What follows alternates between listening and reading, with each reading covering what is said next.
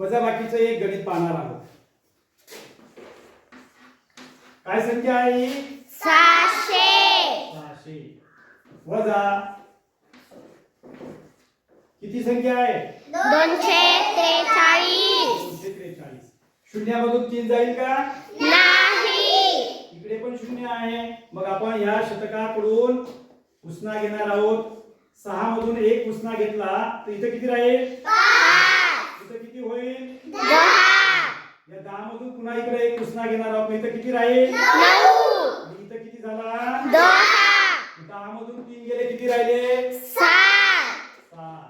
9 मधून 4 काढले किती राहिले? 5. आणि 5 मधून 2 गेले 3. आता बघा हेच गणित आपण अतिशय सोप्या पद्धतीने पाहणार आहोत. 600 आहे ना, 600च्या मागची संख्या किंवा 600 मधून 1 काढला तर किती राहतो? हा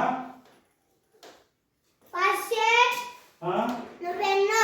शाबास 599 वजा 243 मधून 1 काढला तर किती राहील? हा 242. आता यांची वजाबाकी करायची.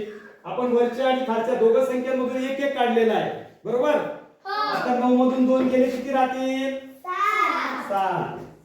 9 मधून 4 काढले 5.